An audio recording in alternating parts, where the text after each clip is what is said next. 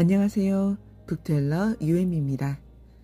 오늘 소개할 책은 레이 달리오의 원칙입니다.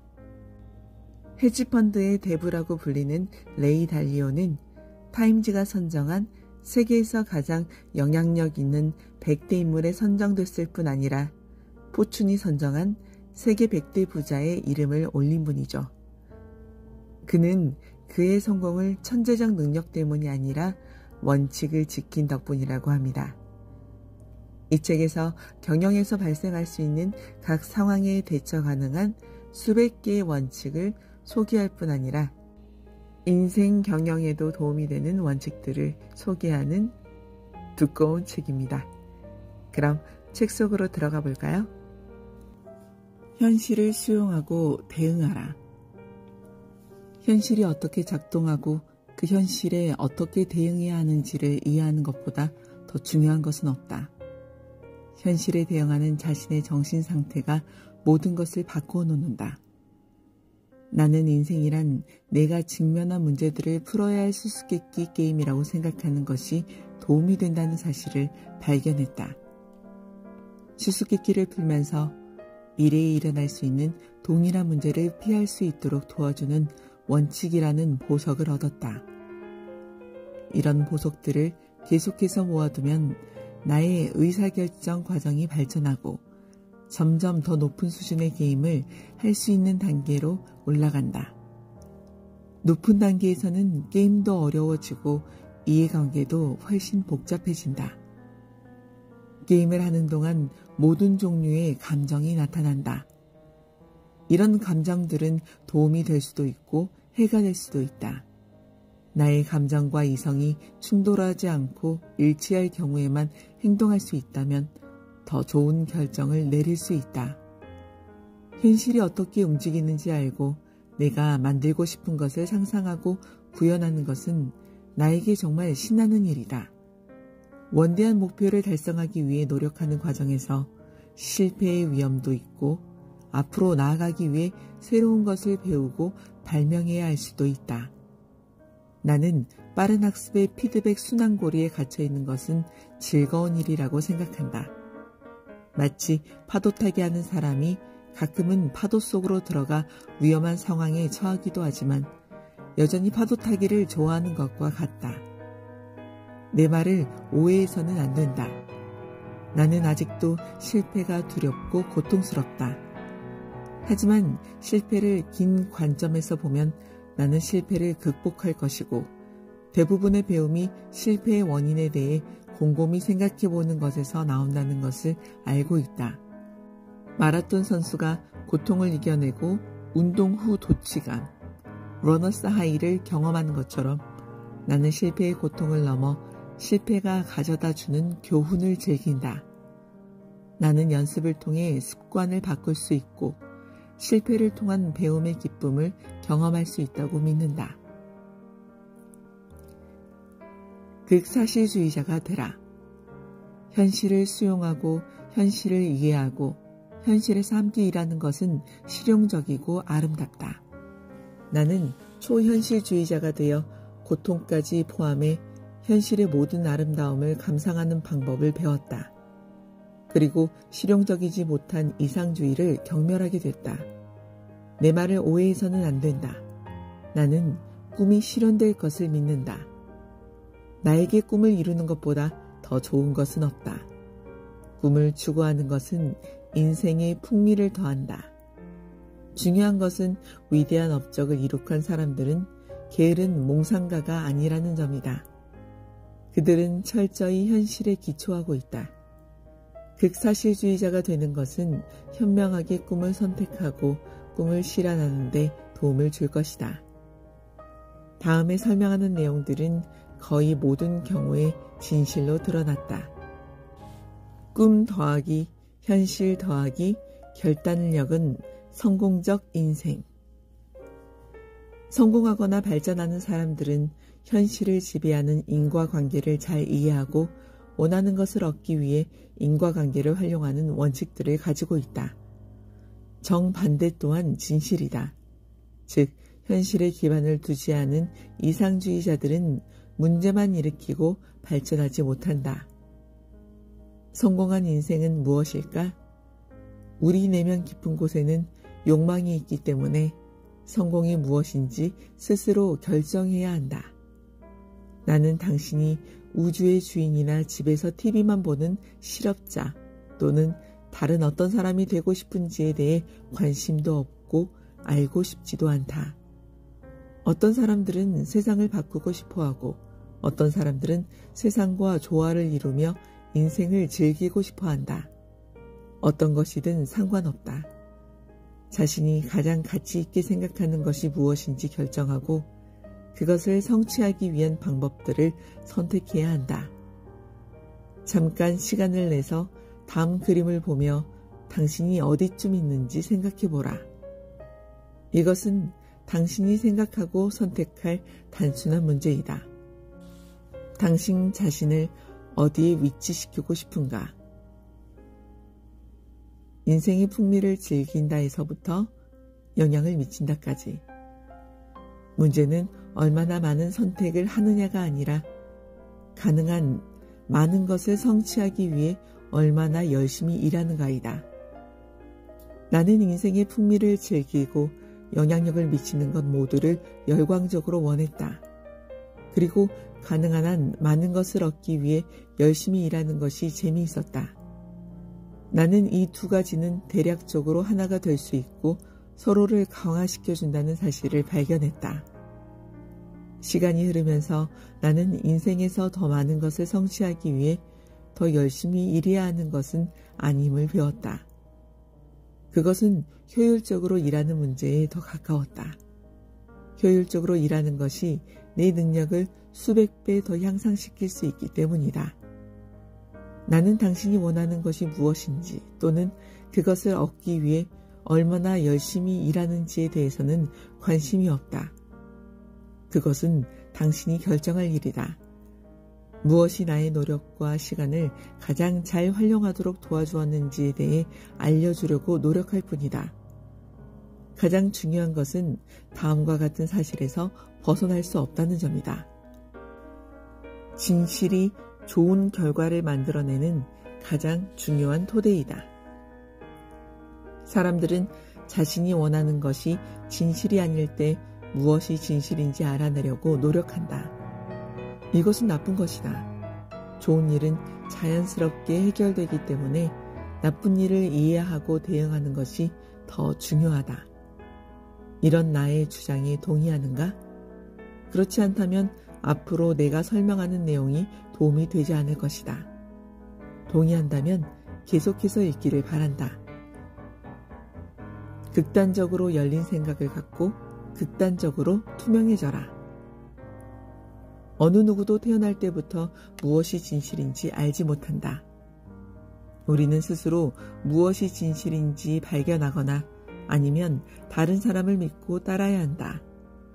중요한 것은 어느 길이 더 좋은 결과를 만들어낼 것인가이다. 나는 다음에 설명하는 내용이 진실이라고 믿고 있다. 극단적으로 개방적인 사고와 극단적인 투명성은 빠른 학습과 효과적인 변화에 매우 유용하다. 학습은 우리가 결정을 내리고 결과를 얻은 후 현실에 대한 이해를 발전시키는 실시간으로 지속되는 피드백 순환고리의 산물이다. 개방적인 사고는 당신이 무엇을 왜 하고 있는지를 자신과 다른 사람들에게 명확하게 알려 오해가 없도록 만들기 때문에 피드백 과정의 효율성을 높인다. 당신이 더 개방적이 될수록 그만큼 자신을 덜 속이게 된다. 그리고 다른 사람들이 솔직한 피드백을 줄 확률이 더 높아지게 된다. 그들이 믿을 수 있는 사람들이라면 당신은 그들로부터 많은 것을 배울 것이다. 극단적으로 투명해지고 철저하게 개방적이 되는 것은 학습 과정을 더 빠르게 만든다. 극단적으로 투명해지는 것은 사람들을 비판에 노출시키기 때문에 힘들어질 수 있다. 따라서 극단적인 투명성을 두려워하는 것은 자연스러운 일이다. 하지만 나 자신을 투명하게 공개하지 않는다면 배우지 못할 것이다. 다른 사람들이 당신을 어떻게 생각하는지에 대한 두려움이 당신을 가로막지 못하도록 하라. 당신이 생각하기에 가장 좋은 방식으로 일을 하고 불가피하게 일어난 결과에 대한 피드백에 대해 열린 마음으로 깊이 생각해 봐야 한다. 극단적으로 투명하게 되는 방법을 배우는 것은 대중연설을 하는 것과 비슷하다. 처음에는 어색하지만 많이 할수록 더 익숙해진다. 나도 처음에는 어색했지만 곧 익숙해졌다. 예를 들면 관심이나 비판을 받을 수 있는 개인적인 자료들을 대중에게 공개하기 때문에 나도 이 책에서 소개하는 방식이 극단적으로 투명해지는 것이 본능적으로 불편하다. 하지만 극단적 투명성이 가장 좋다는 것을 배웠기 때문에 그렇게 하고 있다. 두려움이 나를 가로막게 내버려 둔다면 나 자신에 대해 부끄러움을 느낄 것이다. 다시 말하면 나는 극단적 투명성의 긍정적 효과를 오랫동안 경험했기 때문에 지금은 내가 투명해지지 않으면 불편함을 느낀다. 극단적 투명성은 나 자신이 될 수 있는 자유를 주는 것은 물론 내가 다른 사람들을 이해하고 그들이 나를 이해하도록 도와준다. 이것은 투명성에 대한 이해가 없는 것보다 훨씬 더 즐겁고 효율적이다. 자신이 생각하는 것을 숨기는 대신 공개적으로 알린다면 오해가 줄어들고 세상이 얼마나 더 효율적이 될지, 그리고 우리 모두가 진실을 파악하는데 얼마나 더 가까워질지 생각해보라. 나는 깊이 간직하고 있는 개인적인 비밀이 아니라 서로에 대한 생각과 세상이 돌아가는 방식의 의견에 대한 투명성에 대해 이야기하는 것이다. 여러분도 곧 알게 되겠지만 나는 극단적 진실과 극단적 투명성이 의사결정과 관계 개선에 얼마나 큰 영향을 미쳤는지 직접 체험으로 배웠다. 그래서 선택에 직면할 때마다 나의 본능은 투명해진다. 나는 투명성을 원칙으로 실천하고 있고 여러분도 똑같이 실천해 보기를 바란다. 극단적 진실과 극단적 투명성을 받아들이면 더 의미 있는 일과 더 의미 있는 관계를 가져온다. 나는 수천 명의 사람들이 이런 접근법을 시도하는 것을 지켜봤다. 나의 경험에 따르면 대부분의 사람은 연습을 통해 익힌 나의 접근법이 매우 유익하고 즐겁기 때문에 다른 방식으로 일하는 것이 힘들다고 생각했다. 극단적 투명성은 연습과 습관의 변화를 요구한다. 일반적으로 극단적 투명성과 극단적 진실을 수용하는데 18개월 정도가 걸린다. 이것은 대부분의 습관을 바꾸는데 필요한 시간이다. 현실이 어떻게 작용하는지 알려면 자연을 살펴보라. 현실의 모든 법칙은 자연에 의해 주어진다. 인간은 자연의 법칙을 만들지 않았지만 그 법칙을 이해함으로써 발전을 추구하고 목표를 달성하는 데 활용할 수 있다. 예를 들면 하늘을 알 수 있는 능력이나 전 세계 휴대전화에 신호를 보내는 능력은 현실에 존재하는 규칙을 이해하고 적용하는 것에서 시작한다. 나는 가장 직접적으로 영향을 미치는 현실을 연구하는데 대부분의 시간을 보내고 있다. 자연에서 시간을 보내면서 관찰과 독서, 그리고 각 분야의 전문가들과 대화를 나누며 자연이 작용하는 방식에 대해 깊이 생각하고 있다. 인간이 자연의 나머지 부분과 어떤 법칙들을 공통적으로 가지고 있고 어떤 법칙들이 서로 다른지를 관찰하는 것은 흥미롭고 가치 있는 일이라는 사실을 발견했다. 자연에 대한 관찰은 인생에 대한 나의 접근법에 큰 영향을 미쳤다. 먼저 뇌가 진화하면서 현실이 어떻게 움직이는지에 대해 생각할 수 있는 능력을 가지게 됐다는 것은 정말 좋은 일이라는 걸 알게 됐다. 인간의 가장 두드러진 특성은 한 차원 더 높은 곳에서 현실을 조망하고 현실에 대한 이해를 종합하는 능력이다.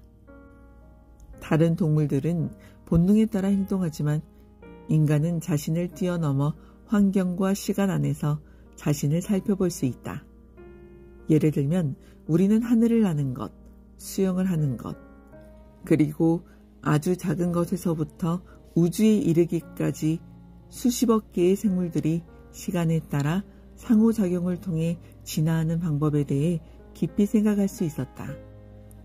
이것은 두뇌가 진화하면서 인간이 추상적이고 논리적으로 생각하는 능력을 가진 더 발전된 심피시를 갖게 됐기 때문이다. 높은 수준의 사고방식은 생물 가운데 인간을 뛰어난 존재로 만들었지만 동시에 혼란스럽게 만들기도 한다. 다른 생물들은 인간처럼 무엇이 좋고 나쁜지 생각하지 않고 단순하고 직선적인 삶을 살아간다. 다른 생물들과 달리 인간은 감정과 본능을 이성과 조화시키려고 노력한다. 이런 노력들 때문에 인간은 진실이 되기를 바라는 것과 실제로 진실인 것 사이에서 혼란을 느낀다. 현실이 어떻게 작용하는지 이해하기 위해 감성과 이성의 딜레마에 대해 알아보자. 경제, 시장, 기후 등 어떤 것을 이해하려고 노력할 때 우리는 다음 두 가지 관점에서 주제에 접근할 수 있다. 하향 방식. 모든 것의 원인이 되는 하나의 규칙이나 법칙을 발견하려고 노력하는 것이다. 예를 들면 시장의 경우 우리는 경제와 시장에 영향을 미치는 수요와 공급 같은 보편적인 법칙을 연구할 수 있다. 또한 동물의 경우 우리는 유전자가 모든 동물에 어떻게 작용하는지를 알아내는 데 집중할 수 있다. 상향 방식. 각각의 사례와 그 사례에 적용되는 규칙이나 법칙을 연구하는 것이다.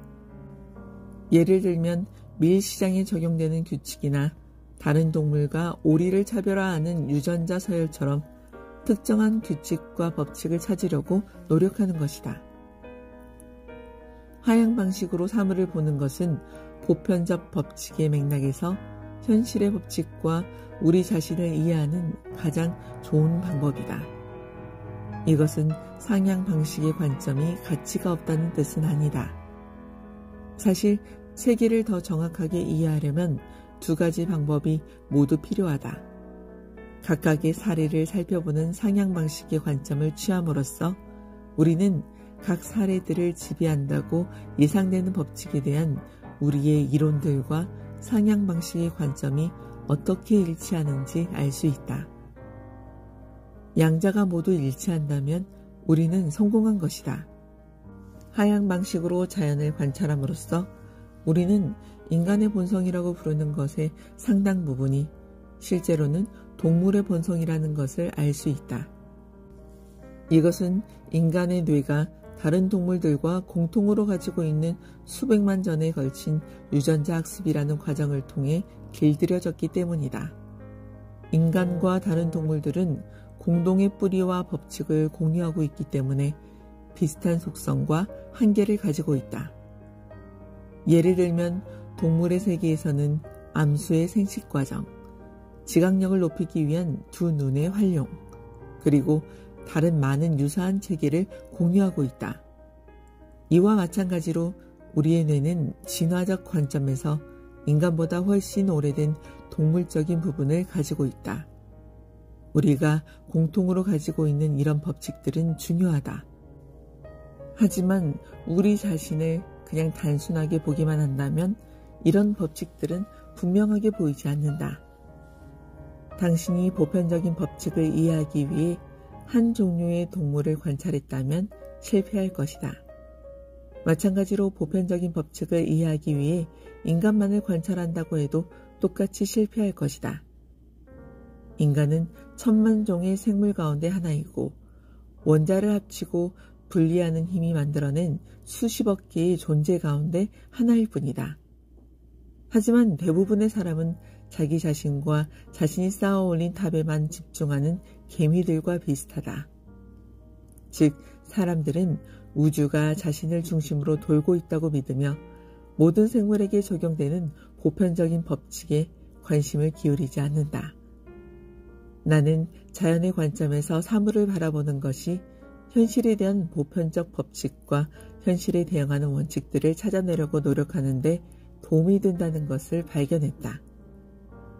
인간은 다른 동물들과 비교해 매우 아주 영리하지만 전체 자연과 비교하면 바위에서 자라는 이끼 정도의 지능을 가지고 있을 뿐이다.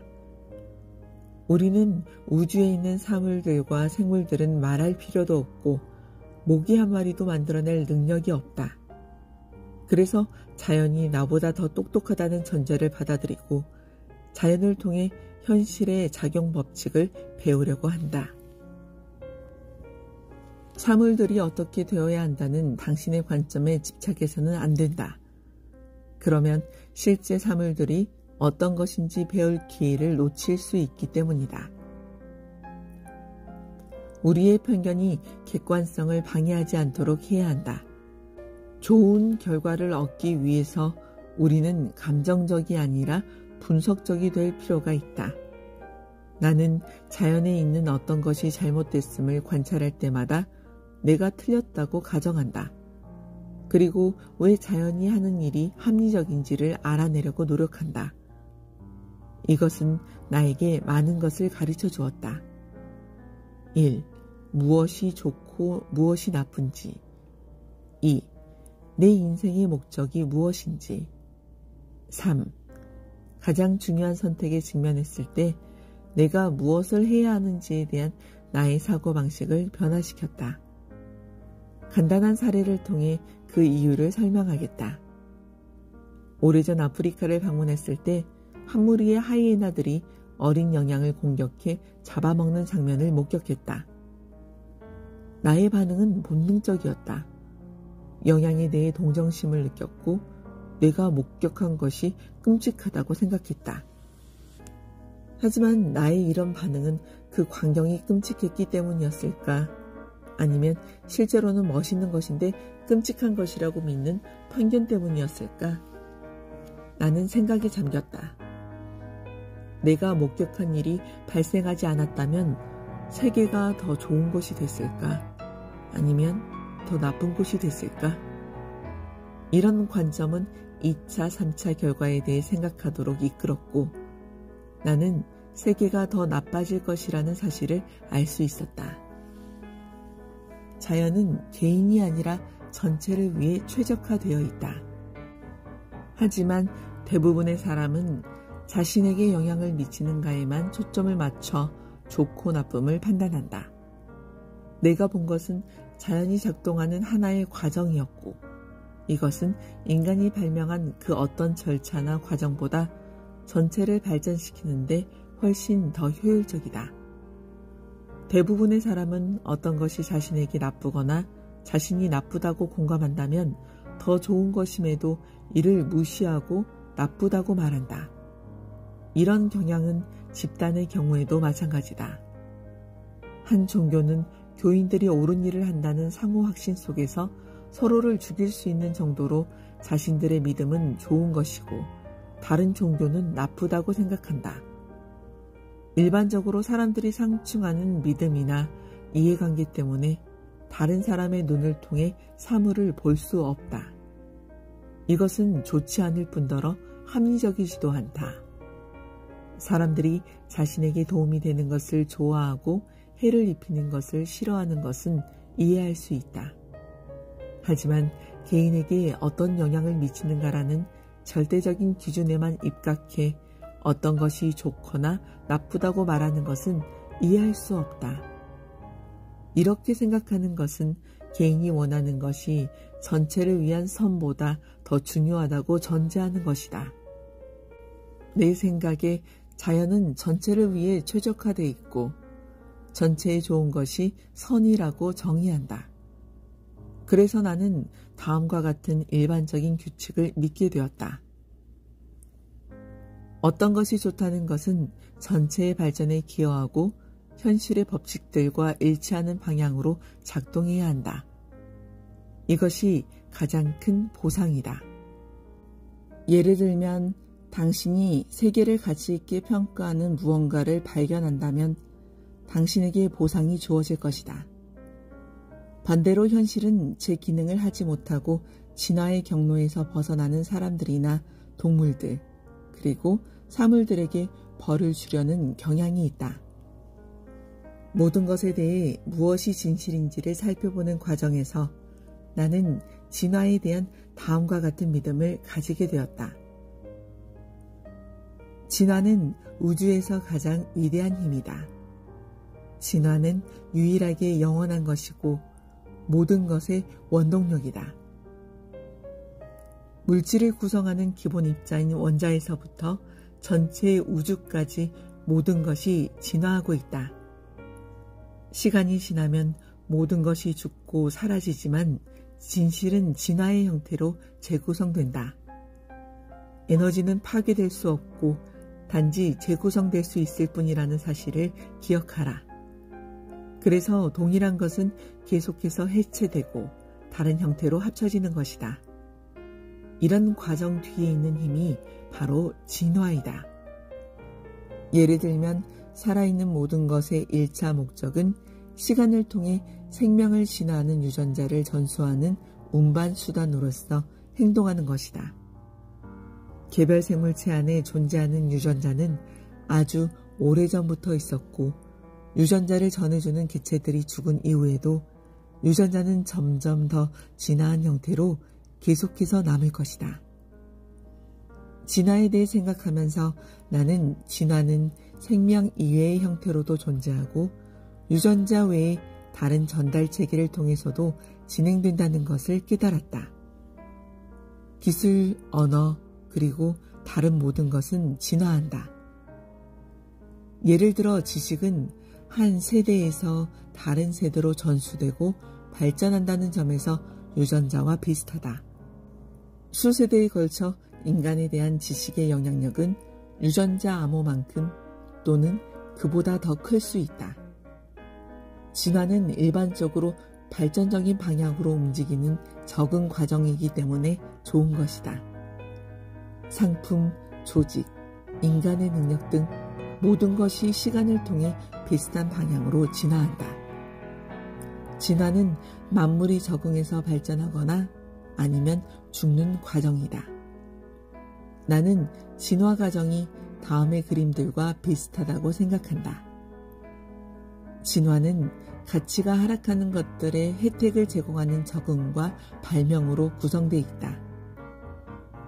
고통스러운 쇠퇴는 새로운 상품과 조직, 그리고 인간의 능력을 더 높은 수준의 발전으로 이끄는 새로운 적응과 발명으로 이어지거나 아니면 마지막 그림처럼 쇠퇴나 죽음으로 이어진다. 당신이 알고 있는 어떤 상품이나 조직 또는 사람에 대해 생각해보면 이것이 사실이라는 것을 알게 될 것이다. 이 세상에는 한때 훌륭했지만 나빠지거나 실패한 것들이 많다. 단지 소수만이 지속적인 개혁을 통해 새로운 수준의 위대함으로 발전한다. 모든 기계는 결국에는 고장나거나 분해되어 새로운 기계를 만들기 위한 부품으로 재활용된다.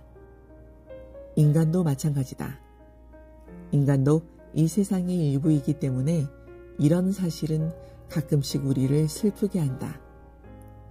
하지만 한 차원 더 높은 관점에서 본다면 진화라는 기계가 어떻게 작동하는지 관찰하는 것은 정말 멋진 일이다. 이 책은 스토리 형식으로 되어 있는 건 아니라서 또 두껍기도 해서 읽기가 매우 쉬운 편은 아닙니다. 하지만 이 경영의 원칙이나 인생의 원칙에 대해서 궁금하신 분들은 꼭 구입해서 읽어보시기 바랍니다. 지금까지 북텔러 유엠이었습니다. 구독과 좋아요는 사랑입니다. 감사합니다.